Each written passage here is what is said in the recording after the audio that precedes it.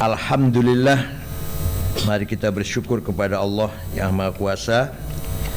Kita memasuki hari yang sangat bersejarah, di mana tanggal 22 Oktober tahun 1945, hari kemenangan santri, hari kekuatan santri dalam mempertahankan kemerdekaan Republik Indonesia. Ringkas cerita, ya kalau cerita rinci 2 bulan baru selesai. Bulan Oktober ada informasi bahwa NICA, yaitu Netherlands Indies Civil Administration, yang diwakili oleh sekutu, dipimpin oleh sekutu Inggris, akan datang ke Indonesia dengan alasan tujuan mencari orang-orang Belanda yang ada di tahanan Jepang. Tapi ternyata mereka membawa senjata lengkap.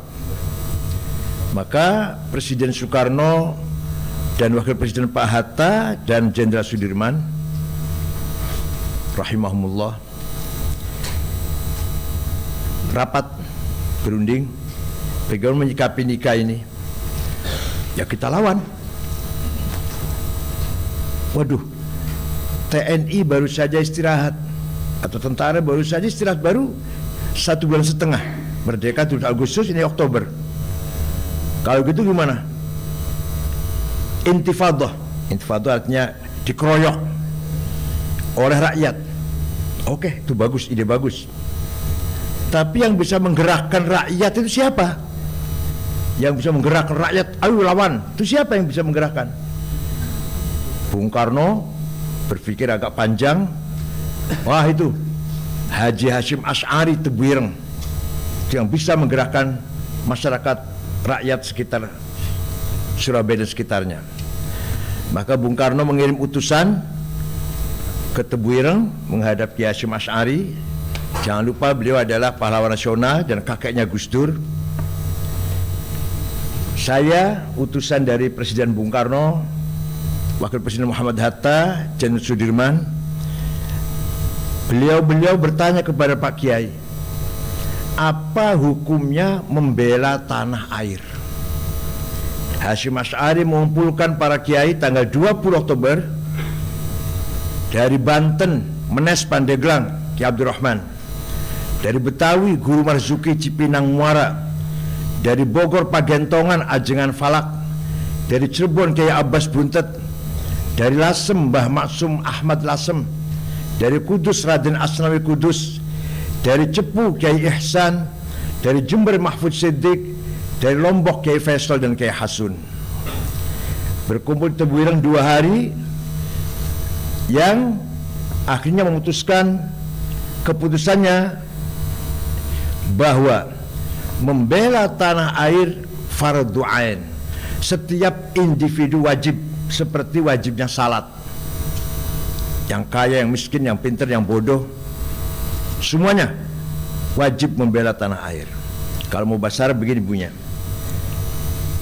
man mata li ajli watanihi mata syahidan.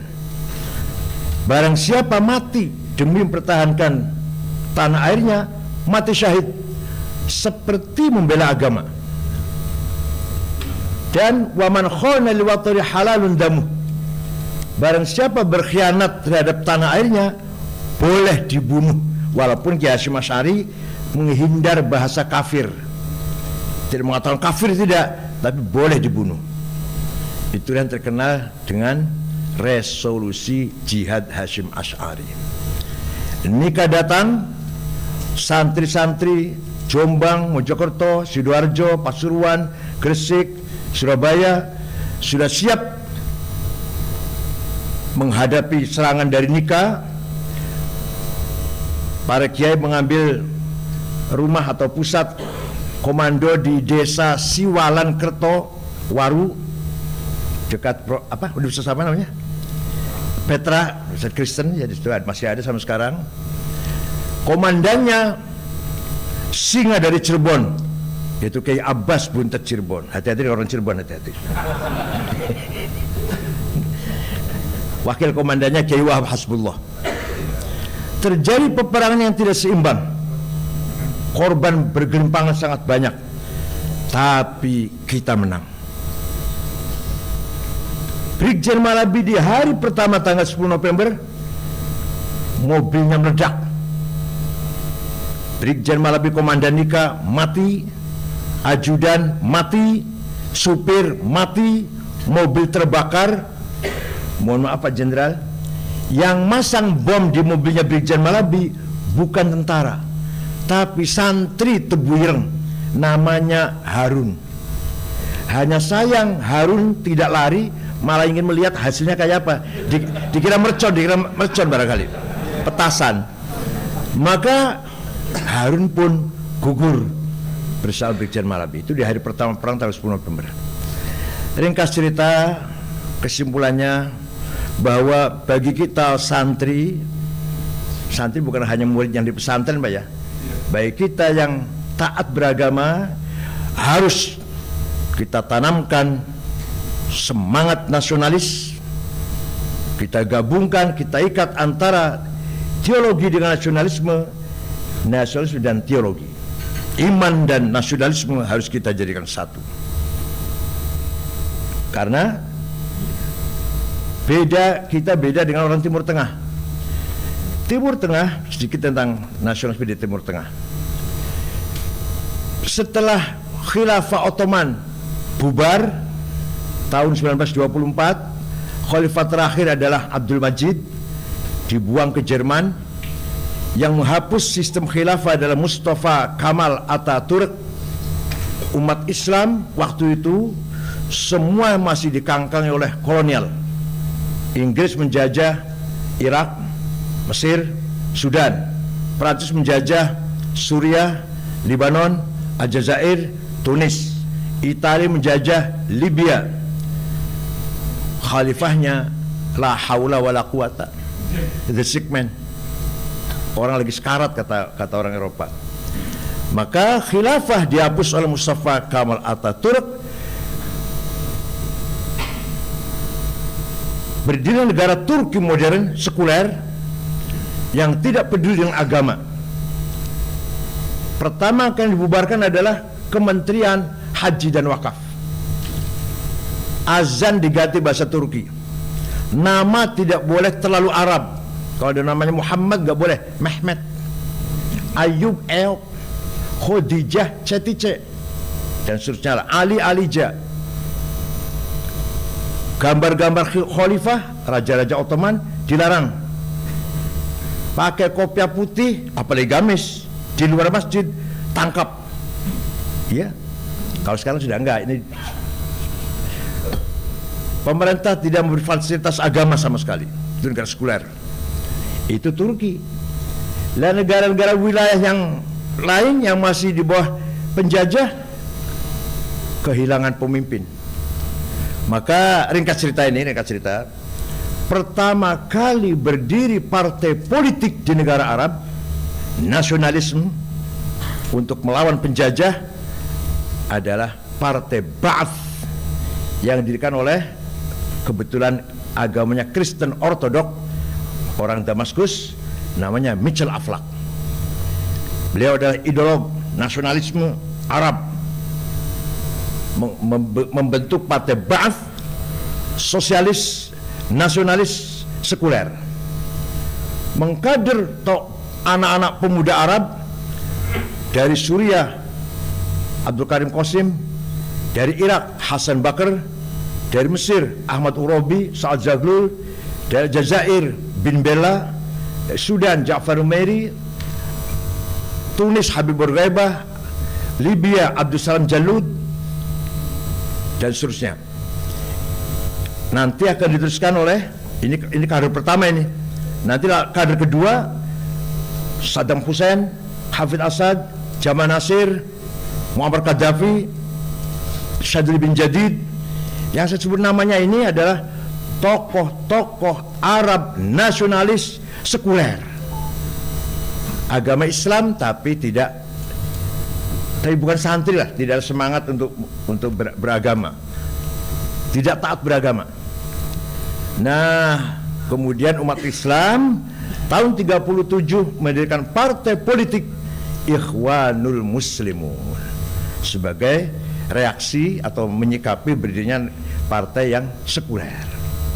Sayang, Ikhwanul Muslimun yang didirikan oleh seorang ulama Al-Azhar, Hasan al-Banna, yang tadinya moderat, setelah Hasan Banna terbunuh, gantinya, jadi makanya ganti, hati-hati orang masing-masing, ganti yang benar yang ganti.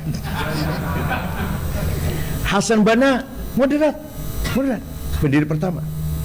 Tapi gara-gara ada pemuda Ikhwan membunuh Perdana Menteri Mesir, Hasan Banna terbunuh, gantinya Sayyid Qutb, radikal, bukan ulama Al-Azhar, dia jurnalis dari Cairo University. Kemudian dia pimpin Ikhwan Muslimun, menulis buku pedoman namanya, bahasa Arabnya Ma'alim Fit Thoriq, panduan menuju jalan kebenaran. Ini yang dikaji di setiap perguruan tinggi di kita oleh kelompok tarbiyah namanya, ITB, IPB, ITS, Undip, semua ada ini kelompok radikal ini. Sekarang sudah agak berkurang. 5 tahun yang lalu luar biasa. Mohon maaf Pak Jenderal, sampai di kalangan TNI, Polri, kantor BUMN ada yang namanya kelompok tarbiyah. Buku pedomannya bukunya Said Qutb ini. Apa isinya? Antara lain, yang tidak bersumber dari Islam masuk kategori jahiliyah. Sosialisme, kapitalisme, liberalisme, komunisme, dan nasionalisme itu jahiliyah, tauhid, itu doktrin mereka. Maka harus kembali mendirikan khilafah. Ya nggak apa-apa ya terserah aja. Semangatnya boleh lah. Nah, disinilah peran Kiai Haji Hasyim Asy'ari yang sangat luar biasa, mengajak kiai-kiai di Nusantara ini dengan jargon yang sangat ringan diucapkan, tapi punya arti yang sangat dalam. Hubbul waton minal iman. Nasionalisme bagian dari iman. Anda beriman harus nasionalis, Anda nasionalis harus beriman pada Tuhan. Luar biasa.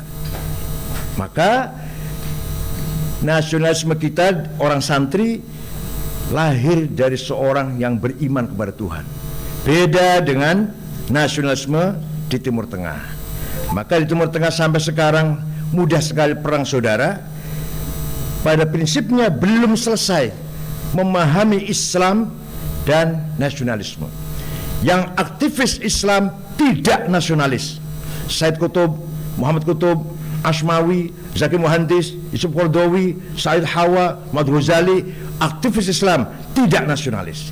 Yang nasionalis tidak aktif dalam Islam. Saddam Hussein, Hafidh Assad, Jamal Nasir, Muammar Gaddafi. Di kita Hasyim Asy'ari, Muhammad Dahlan, siapa lagi? Sulaiman Ar-Rasuli, Sirajuddin Abbas, siapa lagi? Umar Said Cokraminoto, betul. Kiai Agus Salim, religius, nasionalis, religius. Beliau adalah orang beriman, bertakwa, taat beribadah, beragama, tapi spirit nasionalismenya luar biasa. Itu beda dengan Timur Tengah. Maka di Timur Tengah sampai sekarang mudah sekali perang saudara, pada dasarnya belum selesai mempertemukan antara semangat religius dengan semangat nasionalis. Ini yang perlu harus kita ketahui lah. Ketika Pak Jokowi kampanye di periode pertama, dalam kampanye, kalau saya menang akan saya kasih atau akan saya beri hari santri. Setelah menang, Pak Jokowi mau menentukan hari santri tanggal 1 Muharram. Saya menghadap, Pak, kalau ini bukan hari santri, ini hari tahun baru umat Islam seluruh dunia, tahun baru Hijriah. Jadi apa hari santri? Tanggal 22 Oktober. yaitu hari fatwanya Hasyim Asy'ari tadi. Oh gitu ya. Beliau perintah Menteri Agama Pak Lukman Saifuddin agar mengadakan FGD di Hotel Salak Bogor. Semua ormas datang, narasumber Pak Jumadi Azra almarhum, Khozin Humaidi, Abdul Syarwani, Direktur Pesantren Habib Idrus, dan saya. Keputusannya sepakat ormas-ormas yang hadir di Hotel Salak bahwa Hari Santri adalah tanggal 22 Oktober. Ini luar biasa. Kita tidak akan melupakan jasa Pak Presiden Jokowi. Jazahullah khair, insyaallah akan ada imbalan balasan dari Allah yang sangat luar biasa dengan menentukannya Hari Santri, sehingga masyarakat bisa tahu betapa peran santri ketika di awal-awal kemerdekaan. Panjang kalau cerita ini, panjang nih, panjang. Yang penting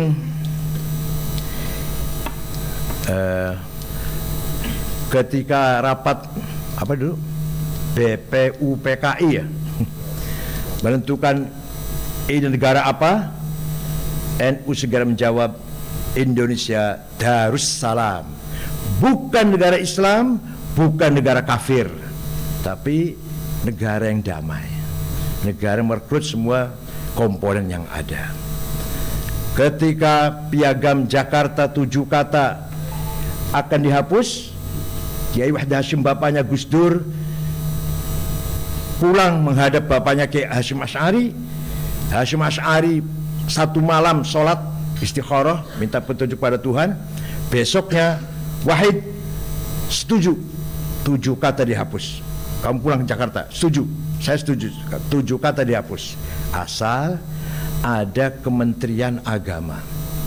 Maka Kementerian Agama di dunia Islam hanya Indonesia dan Israel. Yang lainnya Kementerian Haji dan Wakaf namanya. Hanya Indonesia namanya Kementerian Agama. Dan yang heran, dan Israel itu sama dengan Indonesia.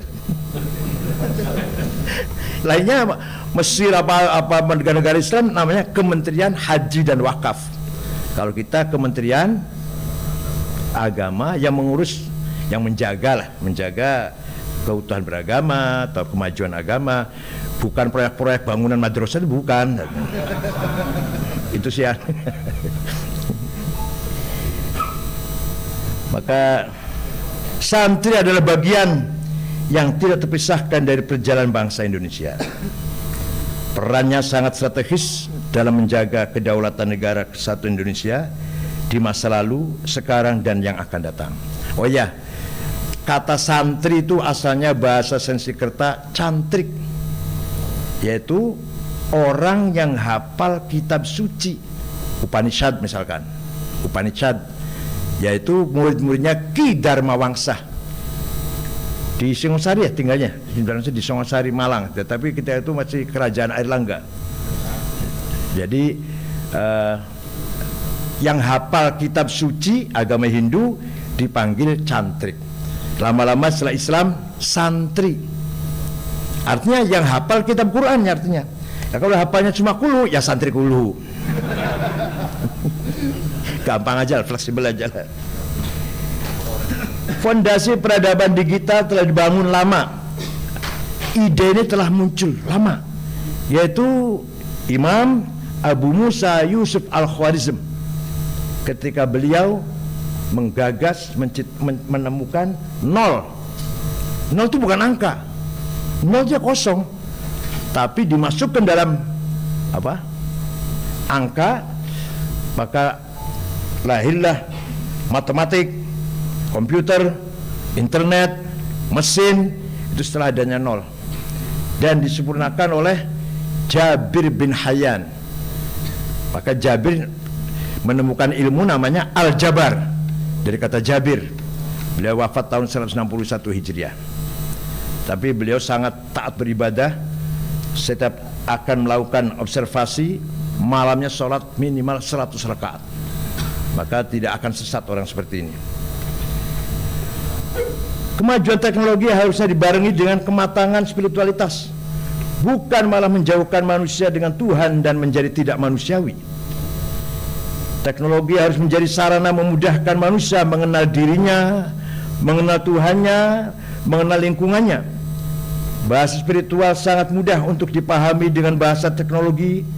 Contoh, latifah. Bagian dari hati manusia ada namanya latifah. Dulu waktu ayah saya menerjemahkan sulit. Sesuatu yang lembut, aduh sulit tuh. Sekarang gampang, software. Latifah itu software dalam hati yang bisa menangkap informasi dari Roh Mahfud. Seorang pemimpin, Bapak pernah pengalaman jadi tentara lah ya, jadi pimpinan komandan tentara. Semua pemimpin lah semua. Pasti menjumpai saat-saat yang sangat-sangat kritis yang harus saya tetapkan sekarang, harus saya putuskan sekarang. Tidak ada waktu untuk rapat, tidak ada waktu untuk bertanya kepada teman-teman. Sekarang saya ambil putusnya. Itu sudah tidak lagi berguna logika, tidak lagi berguna berpikir panjang-panjang. Gimana caranya? Melihat ke atas, aktifkan itu latifah, insya Allah tepat keputusannya. Ini pengalaman saya menjadi ketua NU 10 tahun ini. Kalau sekarang sudah mantan bodolan sudah. Sering sekali menjumpai sesuatu yang harus saya putuskan sekarang. Sudah nggak ada waktu, nggak ada kesempatan untuk berunding atau rapat. Itu nggak ada lagi. Bukan akal, bukan logika ketika itu. Akal hanya menyampaikan kita kepada kebuntuan dan kebingungan.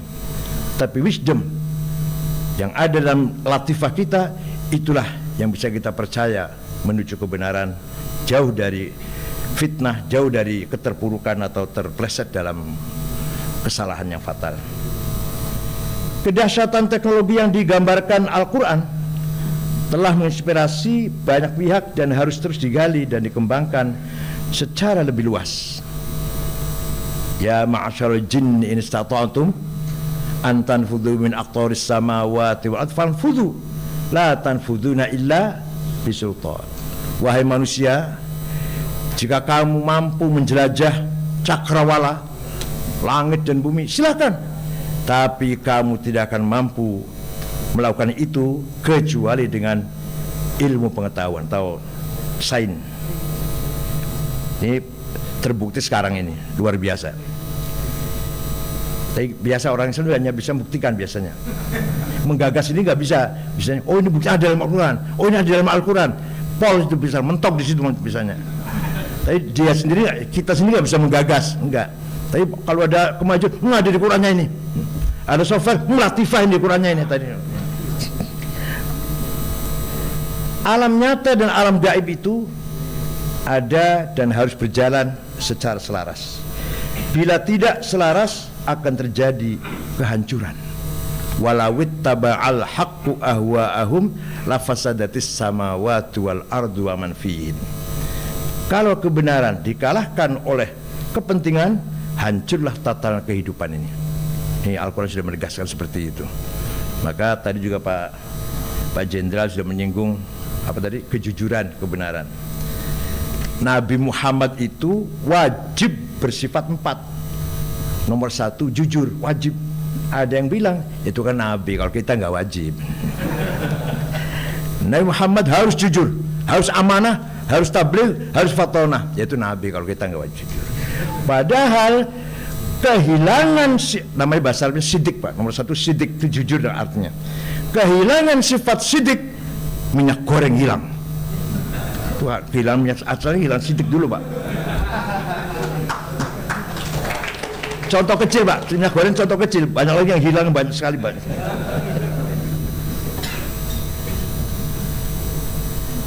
Sekarang ada baru kolonisasi melalui berbagai digitalisasi dan pasokan candu teknologi yang berkonten negatif telah menyeret masyarakat pada jenis ketergantungan baru dan melahirkan jenis kemiskinan model baru, yaitu misalkan contohnya yang gampang, fakir kota lah, rela tidak makan asal demi punya kota.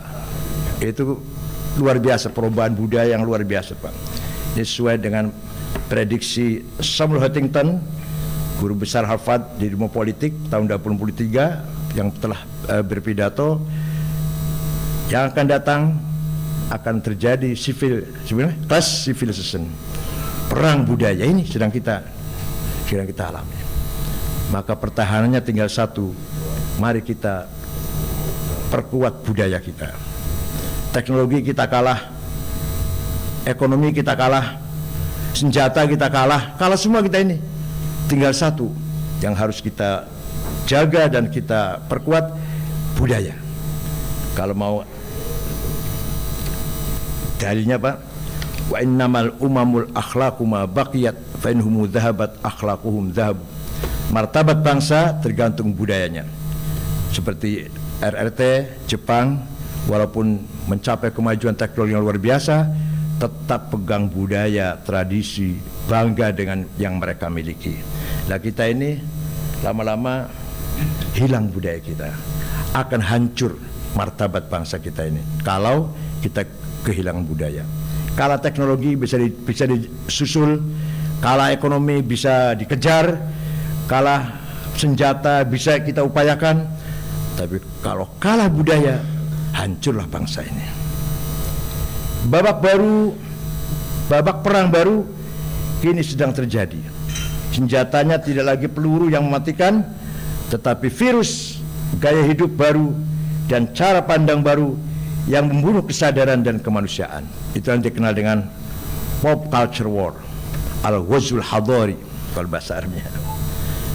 Pemenang dalam pertarungan ini adalah mereka yang menguasai, mengendalikan, dan mampu meretas serta merubah realitas menjadi kebenaran yang berbasis viralitas. Merubah salah menjadi benar dengan sarana rekayasa teknologi. Ini kalau tidak dasari dengan agama, sulit untuk mempertahankannya. Quran sudah, ini orang saya misalnya cuma nyocok dengan Quran aja bisanya. Wala tuti' kulla halafim mahin hammazim mana'in binamim masya'in hammazim mana'in lil khairi mu'tadin athim mana'in lil khairi mu'tadin athim. Kamu jangan terpengaruh oleh kelompok yang kesana kemari menyebarkan berita bohong, adu domba, fitnah. Itu Quran sudah menyinggung itu 15 abad yang lalu. Kini saatnya kita semua harus berdaulat secara digital. Bangsa kita harus mempunyai pertahanan siber yang kuat agar tidak mudah dikendalikan dan dijajah oleh siapapun. Pertahanannya harus lahir batin. Warga bangsa harus dipersenjatai dengan kemampuan teknologi siber yang handal agar ke depan dapat bersaing dengan bangsa lain serta tidak mudah diperdaya oleh siapapun. Sistem pertahanan hankam rata secara digital dan berbasis teknologi keamanan siber harus terus kita perjuangkan. Santri harus berada di garda depan dalam membangun, menjaga, dan mewujudkan kedaulatan nasional, kedaulatan teritorial, kedaulatan siber, kedaulatan finansial, kedaulatan sosial politik nasional. Ini hegemoni negara besar sangat luar biasa, sangat luar biasa.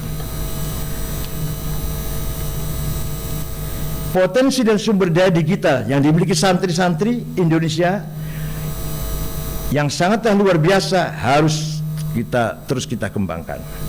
Faktanya, meskipun jarang mendapatkan ekspos, namun secara perlahan-lahan tapi nyata, para santri telah berkarya untuk bangsa dan negara, dan bahkan banyak karya-karya mereka yang mendunia. Hanya kalau santri kan biasa, seping pamrih rame inggawe. Tapi kadang-kadang seping pamrih, seping gawe juga. Mari kita bergerak bersama, bekerja lebih keras, lebih cerdas, lebih tuntas, dan lebih ikhlas untuk mengabdikan diri kepada bangsa, negara, dan agama. Selamat berseminar dan berlatih anak-anakku santri Indonesia, santri yang berjiwa Pancasila, yang memiliki kecerdasan digital dan berdaya saing global serta kuat secara spiritual. Selamat Hari Santri. Santri harus menjadi pelayan negeri dan penjaga kedaulatan NKRI.